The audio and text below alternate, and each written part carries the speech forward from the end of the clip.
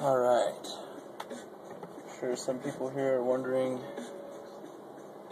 how they can plug their motors in to the ramps thing, because the ramps electronics for the rep rack, because a lot of motors you get just have the open wires there at the end with no connector pins. So what I do is I get these little connectors that come in the back of older CD-ROMs and floppy disks, and I've been pulling out the smaller wires because, well, I just want to use a little bit thicker wire, so I don't have to worry about the wires heating up or anything like that. I'm sure these smaller wires have a good enough amps they can take, watts, but you just push those little pins down and pull them out.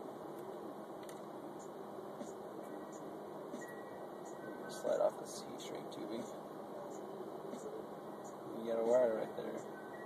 First one, and like on this one, I'll do the same thing.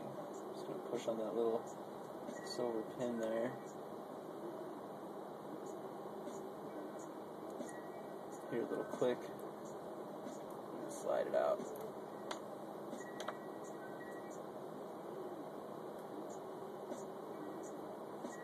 You're gonna need 4 wires, so just remember which side the little thing is that I pushed in.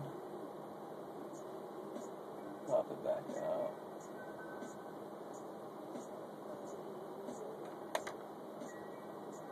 Snap it on there. So I'm going to take quite a few of these, so if you're only using one wire out of it.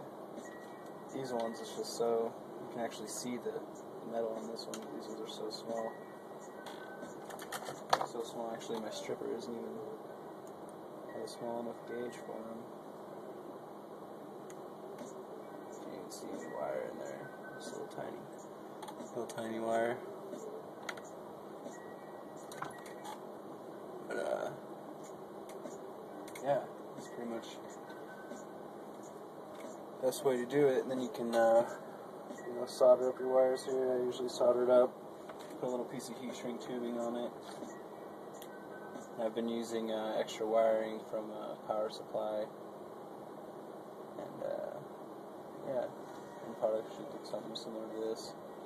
And these wires will mount up to the correct things. Put the heat shrink tubing on it, and then I'll be able to plug in my stepper motors to the ramps.